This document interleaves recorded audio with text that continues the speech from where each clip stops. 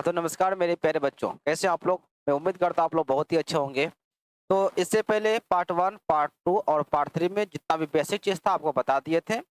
तो आज से हम लोग शुरू करने जा रहे हैं साथियों। 14.1 क्वेश्चन नंबर 1 और 2 इस वीडियो में हम लोग देखेंगे, ठीक है ना? जैसा कि आप सभी जानते हैं कि माध्य जो है, माध्य को 3 विधियों से बनाया जाता है। एक आपका है प्रत्यक्ष विधि, दूसरा आपका है कल्पित माध्य विधि, तीसरा आपका है पग विचलन विधि, जिसे हम लोग पद विचलन विधि के नाम से भी जानते हैं। तो आपको तीनों में से जो विधि अच्छा लगे आप लोग जरूर फॉलो उसको कीजिएगा। और पार्ट 3 में आपका जो है ना, एक क्वेश्चन को लेकर हम तीनों विधि को, मतलब एक क्वेश्चन के सहारे हम तीनों विधि को सॉल्व कर दिए थे, ठीक है ना? तो आज से हम लोग क्या करेंगे, 14.1 शुरू करेंगे। और इस वीडियो में क्वेश्चन नंबर 1 और 2 ही देखने वाले हैं हम लोग, ठीक है ना?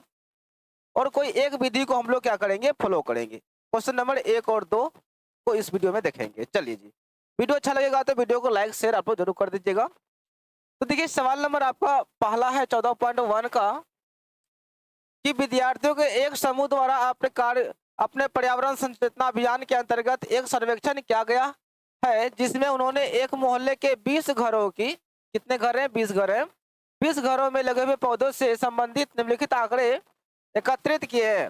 प्रति घर माद पौधों की संख्या ज्ञात कीजिए। नीचे दिया गया है, या आपका जो है ना वर्गंतराल दिया गया है।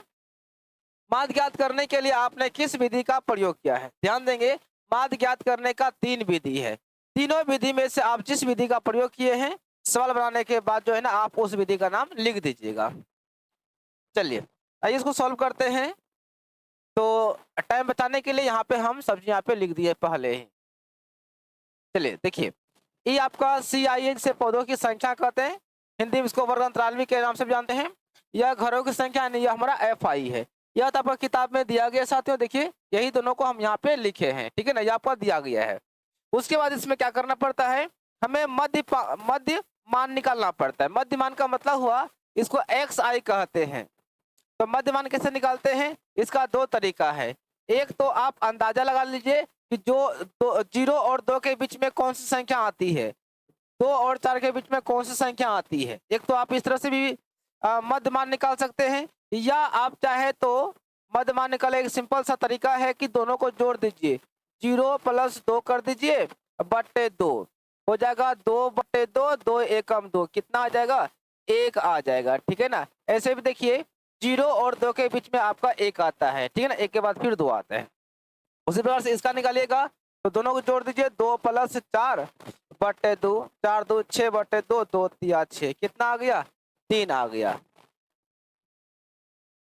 ठीक है।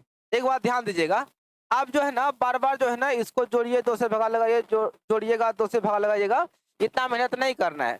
बस क्या करना है, एक आप मध्य मान निकाल लीजिए। उसके बाद देखिए यहाँ पे वर्ग अंतराल में कितना का अंतर चल रहा है, 0 से 2, 2 2 4, 4 2 6, 6 2 8, 8 2 10, सब में साथियों आपका 2 का डिफरेंस चल रहा है, 2 का अंतर चल रहा है। तो क्या करेंगे, सब में 2 2 जोड़ते चले हुए जाएंगे। तो 1 और 2 कितना हो गया, 3, 3 2 5, 5 2 7, 7 2 9, 9 2 11, 11 2 13 हो गया, ठीक है ना। तो चलिए अब यहाँ क्या करेंगे, FI और XI को गुना कर देंगे। FI वाला हो गया, XI वाला हो गया, दोनों को गुना कर दीजिए। 1 गुना 1 हो जाएगा 1, 2 गुना 3, 2 3 6 हो जाएगा, 1 गुना 5, 5 हो जाएगा, 5 गुना 7, तो 7 5 35, 6 गुना 9, 9 6 54, और 2 गुना 11, 11 दूनी 22, 3 गुना 13, 13 तिया 39। चलिए अब क्या करेंगे, सबको जोड़ेंगे, यहाँ लिखेंगे सिग्मा FI। जब इन्हें जोड़िएगा तो आपका आ जाएगा 20।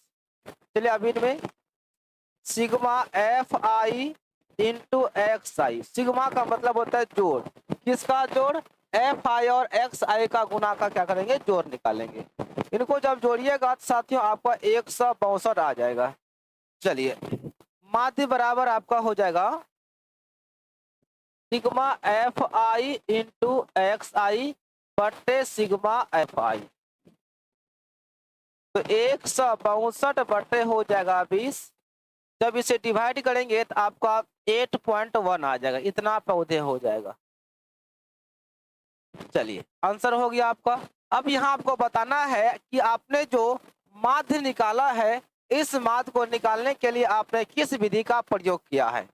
सवाल पूछ रहा था ना आपसे कि माध्य ज्ञात करने के लिए आपने किस विधि का प्रयोग किया है, बताइएगा, ठीक है ना। तो क्या लिखेंगे, अतः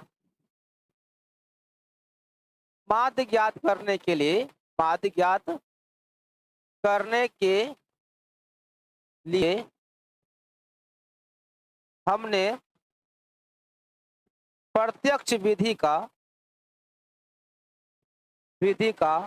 प्रयोग किया है, प्रत्यक्ष विधि का प्रयोग किया, बस ये बताना था। यह जो विधि है ना, इस विधि का नाम है प्रत्यक्ष विधि।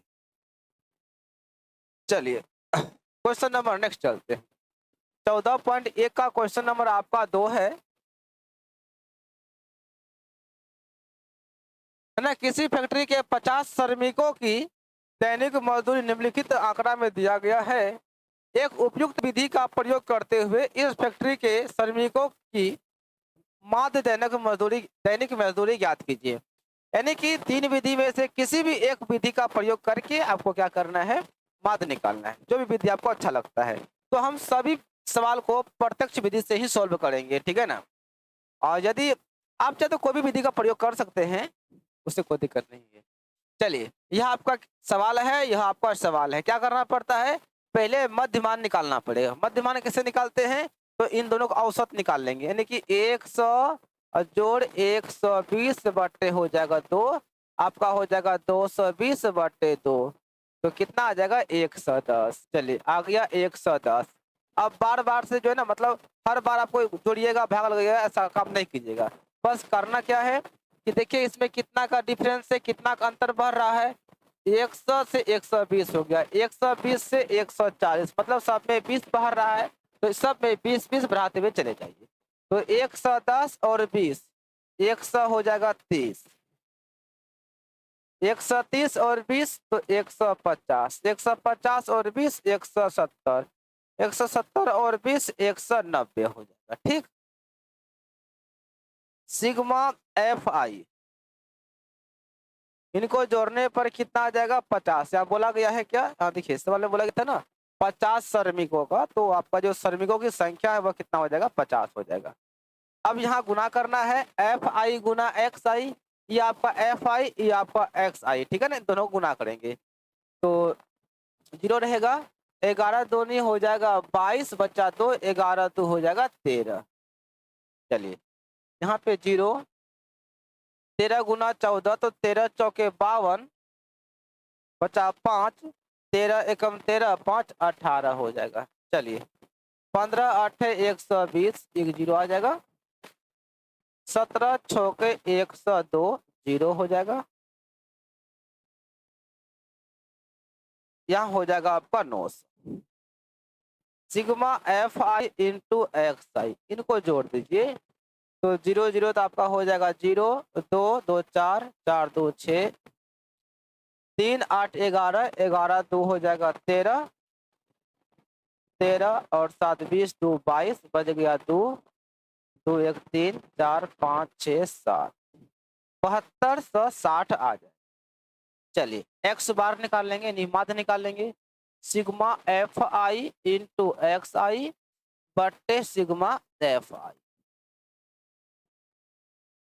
तो 7260 अब बटे 50 है ना। सिग्मा एफ आई कितना है जी आपका 50, 0 से 0 खत्म हो जाएगा।